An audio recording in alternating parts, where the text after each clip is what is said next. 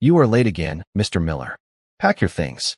The words cracked across the glass lobby of Carter and Vale Technologies at exactly 8:17 in the morning, sharp enough to stop every conversation, every elevator chime, every clicking heel on the marble floor. Ethan Miller stood just inside the revolving doors with rain dripping from the shoulders of his faded navy jacket, one hand still wrapped around a small paper pharmacy bag, the other pressed against the strap of his worn lunch cooler. He was 38 years old, a single father, and the kind of man most people only noticed when something needed fixing.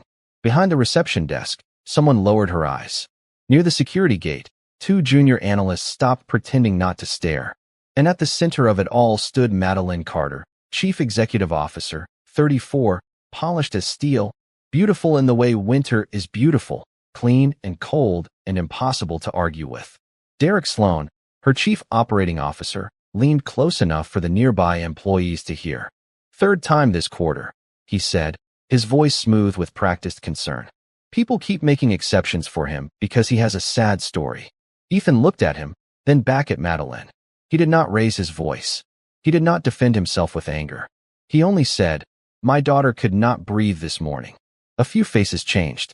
One woman near the coffee bar covered her mouth. But Madeline glanced at the silver watch on her wrist, as if time itself had asked for justice. This company runs on discipline, not excuses. Ethan swallowed once. The pharmacy bag crinkled in his hand. Inside was an emergency inhaler for Grace, his 8-year-old daughter, the little girl who had woken before sunrise gasping beside a half-working window heater in their small apartment 3 miles from the river. He had carried her to the clinic in the rain. He had waited while the nurse checked her lungs. He had run to the pharmacy, then driven across town with the wipers fighting a storm that seemed determined to slow him down. He had still tried to make it. That was the part nobody saw.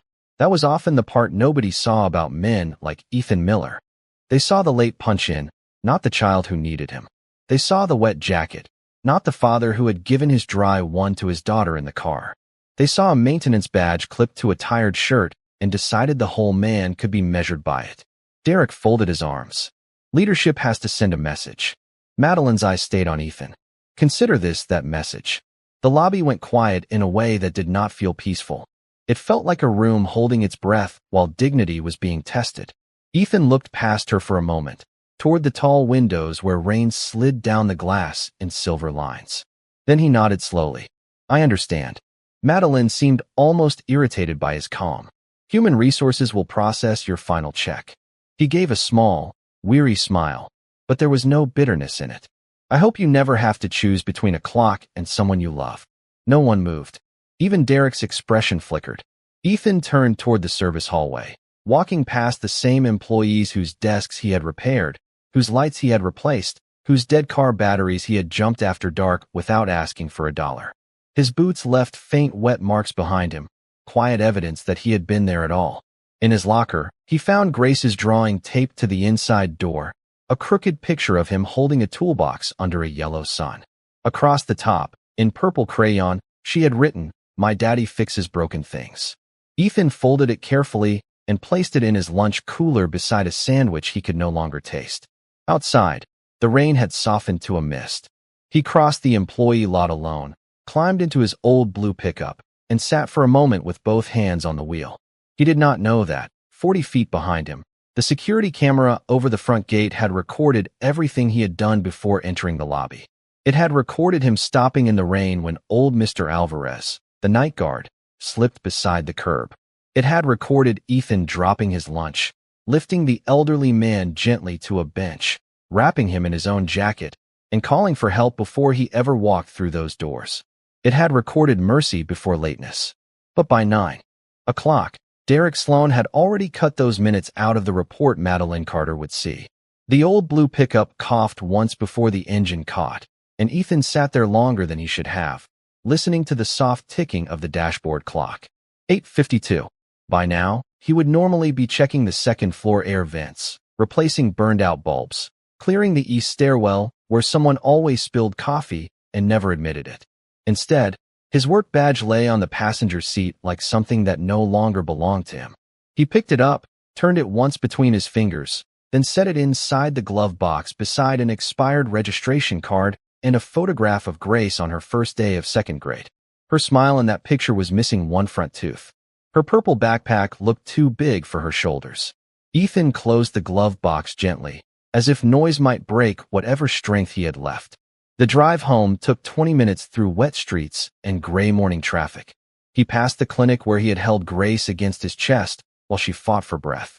He passed the pharmacy where he had paid $27.84 for the rescue inhaler, counting out singles and quarters under the tired patience of a cashier who knew him by name. He passed the church sign on Maple Avenue that read, "Grace is still Grace, even in the rain." He almost laughed at that. Almost. Their apartment sat above a closed barber shop on the edge of Brookhaven, a narrow place with a noisy radiator, thin walls, and windows that rattled whenever trucks rolled by. Ethan parked behind the building and climbed the stairs quietly, hoping Grace might still be resting. But before he reached the top landing, the door opened. Grace Miller stood there in pink socks, wrapped in the yellow blanket her mother had sewn before the hospital years. Her face was pale, but her eyes were bright enough to hurt him. "Daddy," she asked, "why are you home?" Ethan smiled before he was ready. That was what fathers did. They built roofs out of smiles when the whole sky was falling. "I thought I would check on my best girl." She looked at the pharmacy bag in his hand, then at his empty lunch cooler, then at the careful way he avoided her question. Children notice the things adults try to hide. Did something bad happen at work? Ethan stepped inside, hung his damp jacket on the chair, and knelt so their eyes were level. "Nothing we cannot get through." "That is not a no." He gave a small breath, half pride, half heartbreak. "You are getting too smart for me." Grace touched the sleeve of his shirt where rain had dried in uneven patches. "Did they get mad because of me?" The question landed softly, but it cut deep. Ethan took her small hands in his. "No, sweetheart. Listen to me. You are never the reason something goes wrong. You are the reason I keep doing what is right."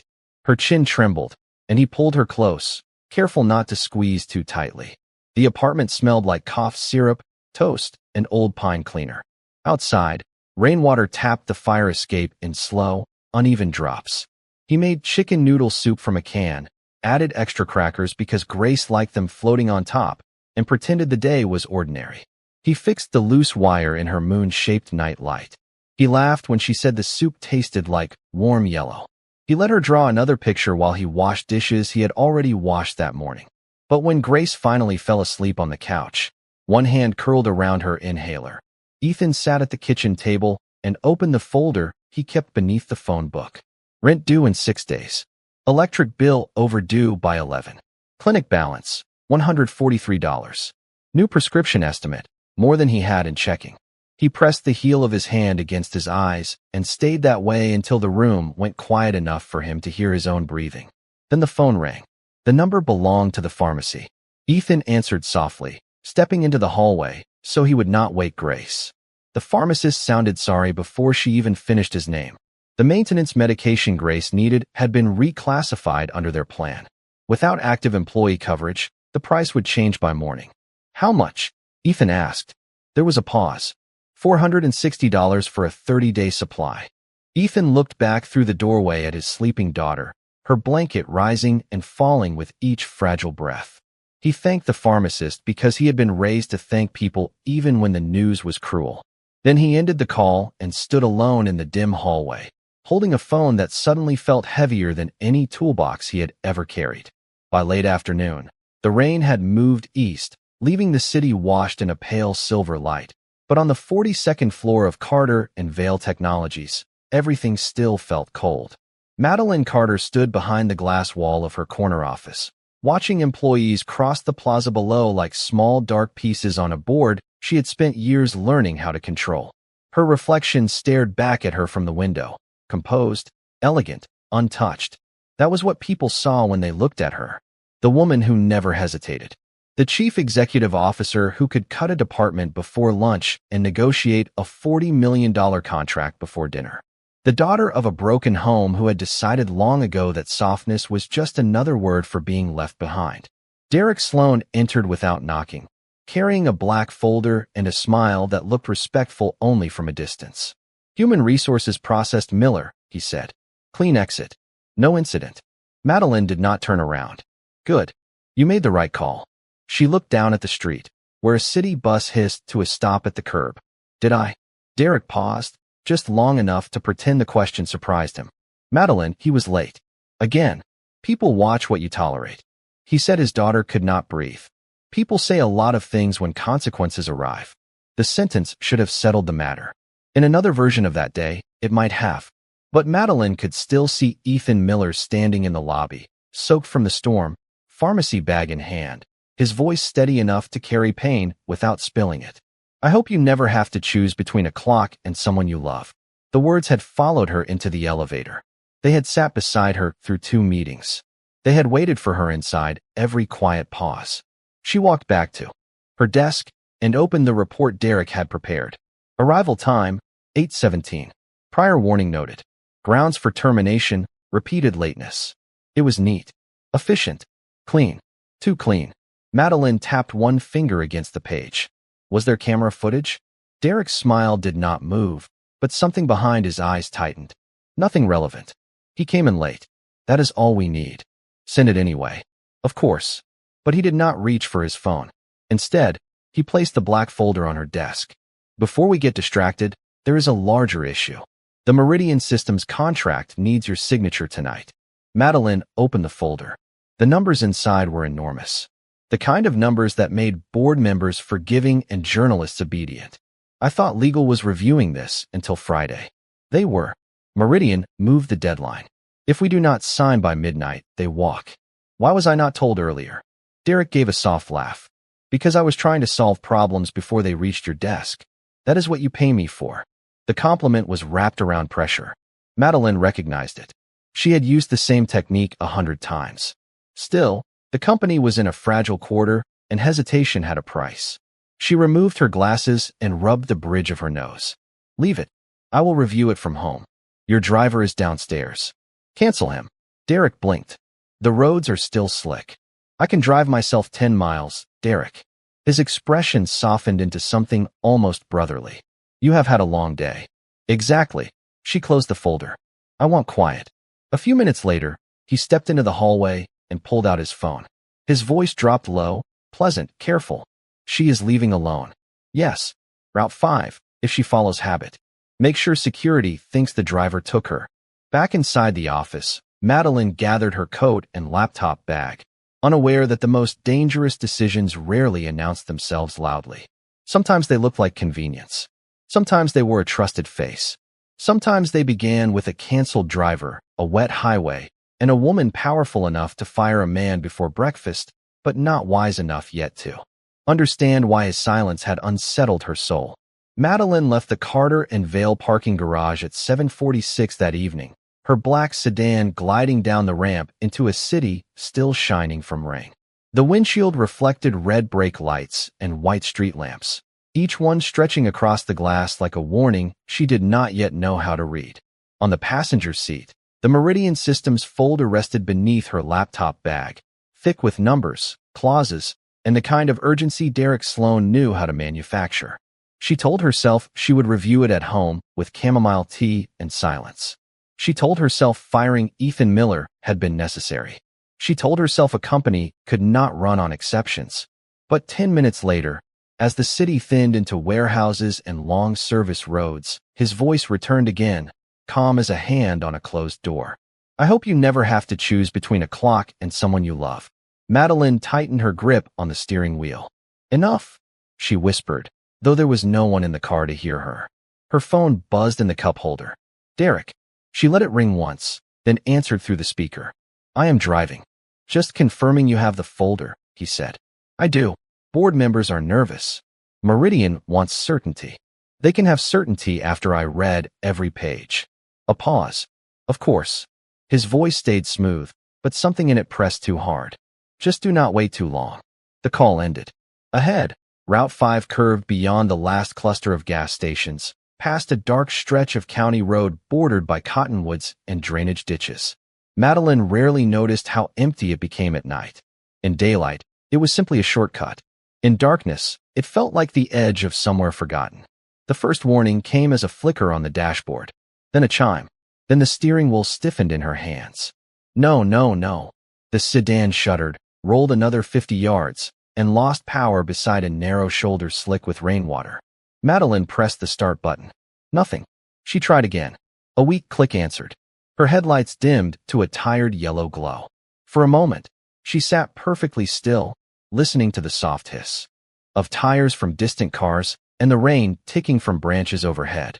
Then the locks clicked strangely, and the driver's side window lowered 1 inch before freezing there, letting cold air slide across her face. She reached for her phone. For percent battery. No service. She lifted it toward the windshield, toward the window, toward the roof, as if dignity could pull a signal from the sky. Nothing. A pair of headlights appeared behind her, slowed, then swerved around. The driver looked once, saw the expensive car, saw the woman in the tailored coat standing beside it, and kept going. Another vehicle passed 5 minutes later. Then a delivery van. Then a pickup with a cracked muffler. Each one slowed just enough to consider her, then disappeared into the wet dark. Madeline Carter, who had spent her adult life being answered within 3 rings, stood on the side of a county road with mud touching the edge of her heels and nobody coming. She called Derek again. The phone rang twice, then dropped. She called roadside assistance. The automated voice began politely, then died with the screen. Black. For the first time all day, there was no assistant, no security team, no executive floor, no polished table between her and the world. There was only a stranded woman, a dead car, and a night wide enough to make power feel very small. She pulled her coat tighter as wind moved through the cottonwoods. In the distance, an engine approached slowly, older, rougher, steady in the way old machines are steady when someone has loved them long enough to keep them alive. Twin headlights rounded the bend and came to rest behind her sedan. Madeline stepped back, one hand gripping her useless phone. The driver door opened. A man climbed out carrying a flashlight in one hand and a folded work jacket in the other. Rain glistened on his hair. His boots touched the road without hurry. And when the beam lifted just enough for her to see his face, Madeline forgot the cold. Ethan Miller stood in front of her, the man she had fired that morning, and he looked not angry, not triumphant, not even surprised. He simply looked at her through the mist and asked, "Are you hurt?" For one long second, Madeline could not answer him.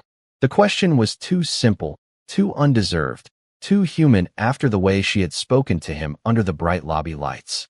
Ethan stood a few feet away, rain dotting the shoulders of his flannel shirt, his old jacket folded over one arm like an offering he had no reason to give. The flashlight in his hand pointed down, not at her face, not at her embarrassment, just at the wet pavement between them. "Are you hurt?" he asked again, softer this time. Madeline shook her head. "No, I do not think so." Her voice sounded unfamiliar, smaller than it had in boardrooms, stripped of the certainty people paid her to possess. "My car died. My phone is dead. I tried calling."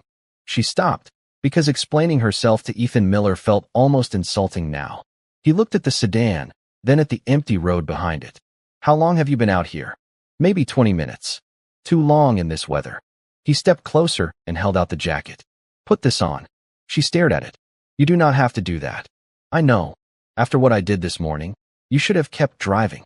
Ethan's expression did not change, but something in his eyes settled deep and quiet. "My daughter is watching the kind of man I become, even when she is not with me." The words moved through the cold air with no anger attached to them, and that made them harder to bear. Madeline took the jacket. It was warm from his truck, smelling faintly of rain, motor oil, and laundry soap. She slipped it around her shoulders, and for the first time that night, her hands stopped shaking. Ethan walked to the front of her sedan and lifted the hood. Steam rose in a thin white breath. He set the flashlight against the frame and leaned in, careful, methodical, the way a man works when panic has no authority over him. Madeline stood beside the car, holding the jacket closed. "You know engines?" she asked, then immediately regretted the arrogance hiding inside the question. Ethan did not seem offended. "I know broken things." He checked the battery terminals. He tested the fuse box with a small tool from his glove compartment. He traced wiring with 2 fingers, pausing now and then as passing headlights washed over them and vanished. His old pickup idled behind them, heater running, passenger door open, casting a soft yellow glow across the road. Inside, Madeline could see a child's booster seat, a folded purple blanket, a plastic water bottle, and a stack of school papers held together with a rubber band.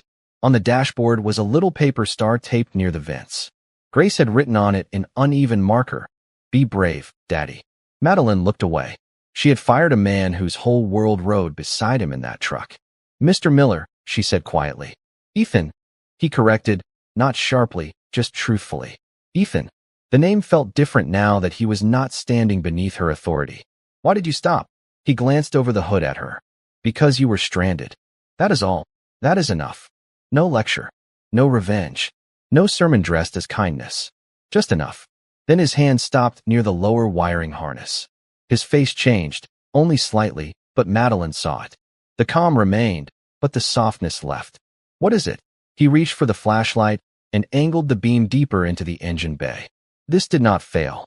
"What do you mean?" Ethan pointed, keeping his voice low. "See this line? Clean cut. Not frayed. Not melted. Not worn down. Someone opened this up and cut it on purpose." Madeline's throat tightened. The road seemed to grow darker around them. "Are you sure?"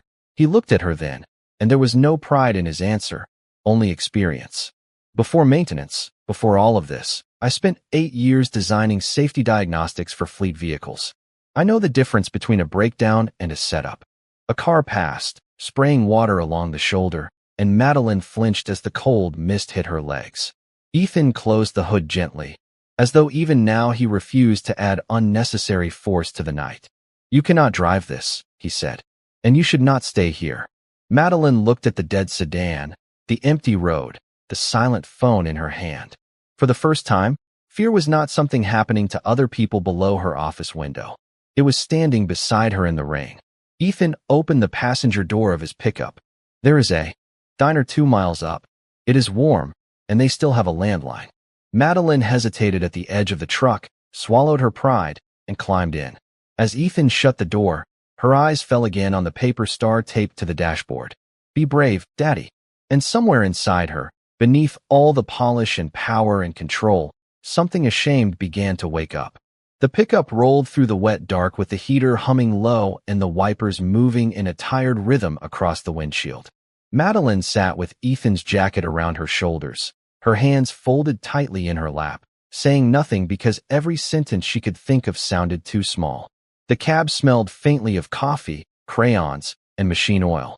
A child's drawing was tucked above the visor, showing a stick figure with brown hair, a toolbox, and a cape made from yellow scribbles. Underneath it, Grace had written, "My daddy fixes broken things and people too." Madeline read it once, then again, and felt the words settle somewhere she had not allowed anything gentle to settle in years. 2 miles up the county road, a red neon sign flickered through the mist, Rosewood Diner. Ethan parked near the side entrance beneath a humming security light. The place was small, the kind of roadside diner people passed without noticing until life humbled them enough to need light, coffee, and a human voice. Inside, the air was warm with the smell of grilled onions, old vinyl booths, and fresh pie cooling behind the counter. A gray-haired woman in a green apron looked up from wiping menus, and her tired face brightened the instant she saw Ethan. "Lord have mercy. Ethan Miller, you look like the storm followed you in." Ethan gave her a faint smile. "Evening, Nora."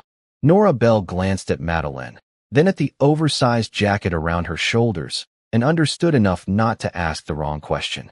That is what kindness often is, knowing when silence has more grace than curiosity. "Sit anywhere." "Coffee." For her, Ethan said. "Decaf if you have it. And can I use the landline?" "Honey, you can use the whole building if you need it." Madeline slid into a booth by the window while Ethan stepped to the counter phone. Rain ran down the glass beside her in crooked silver lines. She watched him dial, speak softly, wait, then dial again. He was trying to reach roadside assistance for her before calling anyone for himself. Of course he was. Nora brought the coffee and set it down with 2 packets of sugar. "You are lucky he found you," she said. Madeline looked at the cup instead of the woman. "I am starting to understand that." Nora studied her for a moment. "Most folks do not understand Ethan on the first try." Madeline's fingers tightened around the warm mug. "You know him well." "Everybody decent in this part of town does." Nora leaned one hand on the booth, not gossiping, not performing, just telling the truth with the calm authority of someone who had seen enough people to know the difference between noise and character. He fixed my freezer last winter when it died during the breakfast rush. Would not take a dime. Said Grace liked my blueberry pancakes, so we were even. Madeline swallowed. He does that often? Nora smiled sadly. Too often for a man who does not have much to spare. Ethan returned before Madeline could answer, carrying the phone receiver back to its cradle. Tow truck says 45 minutes, maybe an hour. County sheriff will send someone to check the shoulder so your car is not sitting blind in the rain. Thank you, Madeline said, and the words sounded helplessly inadequate. He sat across from her, leaving space, leaving dignity, leaving her the choice to speak or not. For a while, only the diner made noise, the refrigerator buzzing, a spoon clinking in the kitchen, tires hissing outside on wet pavement. Then Madeline said, "This morning, why did you not tell me everything?" Ethan looked at his hands. "I tried to tell you enough." "No. You said your daughter could not breathe. I chose not to hear it." He did not rescue her from that truth. He simply let it sit between them. At last, he said, "Grace had an asthma attack before sunrise. I got her to the clinic, picked up her inhaler. Then when I reached the company gate, Mr. Alvarez had fallen near the curb. I stopped until help came." Madeline closed her eyes for one brief second. "And I fired you for being 17 minutes late. You made the decision with what you had." "No," she said, her voice breaking at the edge but not falling apart. "I made it with what I wanted to believe." Ethan looked out the window, where the rain softened the whole world into reflection. People in charge get tired. Sometimes tired people mistake speed for truth. Before Madeline could respond, her phone, now plugged into an old charger Nora had found beneath the counter, lit up on the table. A message from her assistant appeared across the screen. "Derek called an emergency board meeting. He says you are unreachable and emotionally compromised. He is asking for temporary authority to sign Meridian tonight." Madeline stared at the words until the diner seemed to tilt around her. Ethan read her face, not the screen. "What happened?" She turned the phone toward him. For the first time that night, the shame in her eyes changed into fear. Ethan's jaw tightened, quiet and controlled. "Then this was never just about your car." Madeline stood so quickly the coffee trembled in its cup. For a woman who had commanded rooms full of investors without blinking, she suddenly looked like someone watching the floor vanish beneath her own polished shoes. Ethan did not rush her. He simply reached for his keys, left $3 beneath his untouched mug, and nodded toward the door. "We need to get you back before he gets signatures." Nora Bell came from behind the counter with a brown paper bag in one hand and a look that said she had lived long enough to recognize trouble wearing a suit. "Take muffins for the road," she said. "And Ethan, call me when you get that little girl's medicine sorted." Madeline turned toward him. "Medicine?" Ethan's face tightened slightly, not with shame, but with the private discomfort of a man whose burdens had been spoken aloud. "Grace's prescription changed. We will handle it." Nora gave him the kind of look only older women in diners can give, soft enough to comfort and sharp enough to tell the truth. "You always say that." Outside, the mist had returned, thin and cold under the parking lot light. Ethan opened the passenger door for Madeline, then climbed behind the wheel. The pickup pulled away from Rosewood Diner and headed back toward the city, its old engine carrying them through wet black roads and the long quiet between revelations. Madeline held the phone in both hands, watching more messages appear. Board members joining emergency call. Derek requesting temporary authority. Legal counsel waiting. Meridian deadline moved forward. Each message felt less like business and more like a net being pulled tight. "He planned this," she said. "The car, the driver, the timing." Ethan kept his eyes on the road. "Looks that way." "And I helped him by firing the one person who noticed something was wrong." "You fired a maintenance supervisor." "No," she said quietly. "I fired a father." Ethan did not answer, and his silence was not accusation. It was worse. It was Grace.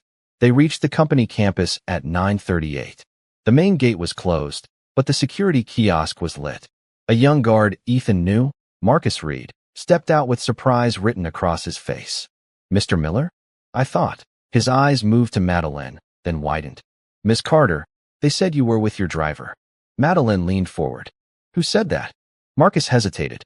"Mr. Sloane's office." Ethan glanced toward the cameras above the gate. "Marcus, can you open service access?" I am not supposed to without clearance. Madeline's voice returned, not cold now, but clear. I am clearance.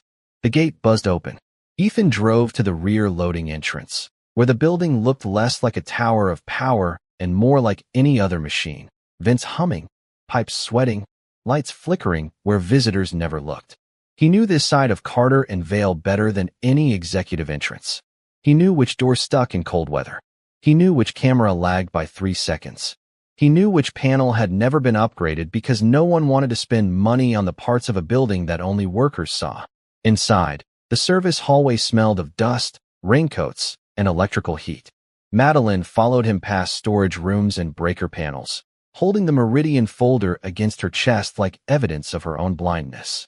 Can you get into the security logs? She asked. Ethan stopped at a gray access cabinet near the freight elevator. Not into everything, but enough to see who touched what. Is this legal? You are the chief executive officer. He looked at her. For now. That landed.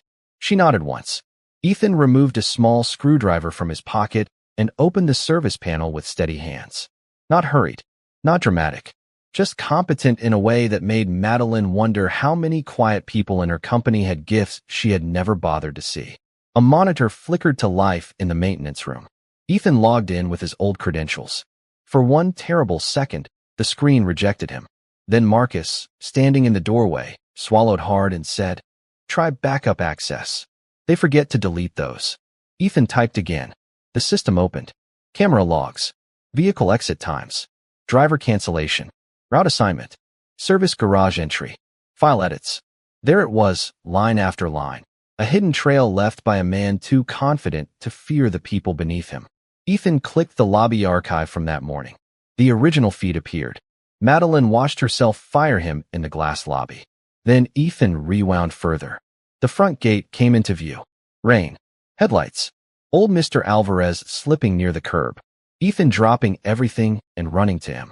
Ethan wrapping the guard in his own jacket. Ethan calling for help. Ethan waiting until another guard arrived. 17 minutes of mercy erased from the report. Madeline covered her mouth. Ethan did not look at her. He opened another file. Her sedan in the executive garage. A figure entering after hours. Derek Sloan, coat collar raised, bending near the front of the vehicle. No violence. No drama. Just a trusted man making a clean little cut that could have left her stranded long enough to steal a company. Madeline's eyes hardened, but her voice stayed low. Can you save all of it? Ethan inserted a plain flash drive from his key ring. Already am. At that moment, her phone rang. Derek's name filled the screen. The board meeting had started without her. Madeline looked at Ethan, then at the evidence loading silently onto the drive. For the first time all day, she did not feel alone. Put it on speaker, Ethan said. And in the small maintenance room behind the tower she thought she controlled, the man she had fired became the only person standing between her and losing everything. Madeline answered on speaker, and Derek's voice filled the small maintenance room with the confidence of a man who believed the doors had already locked behind him. Madeline, thank God. The board is waiting. We were concerned. She stood beside Ethan, rain still drying at the hem of her coat, the glow of the monitor painting her face in blue and white. Concerned enough to tell security I was with a driver I canceled? A silence followed, short but revealing. There must have been a miscommunication. Ethan kept his eyes on the progress bar as the files copied onto the flash drive.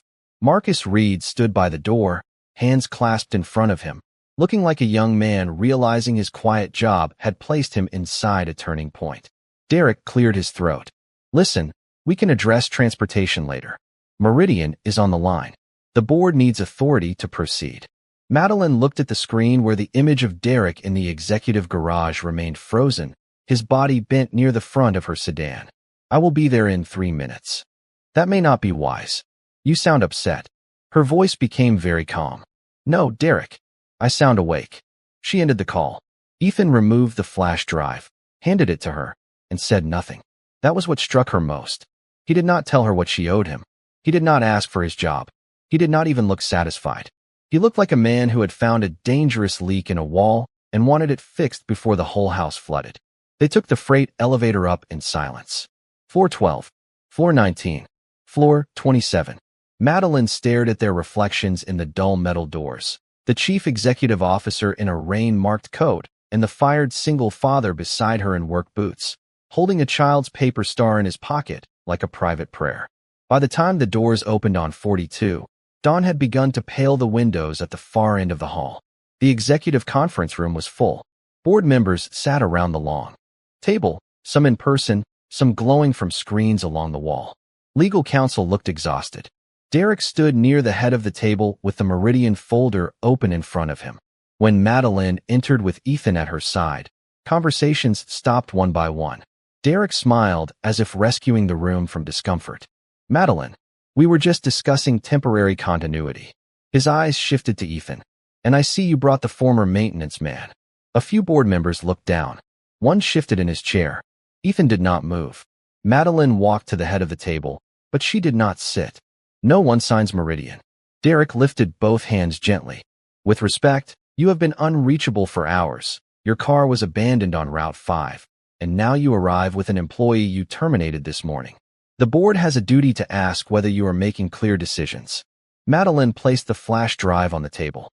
The small plastic sound it made was almost nothing, yet everyone heard it.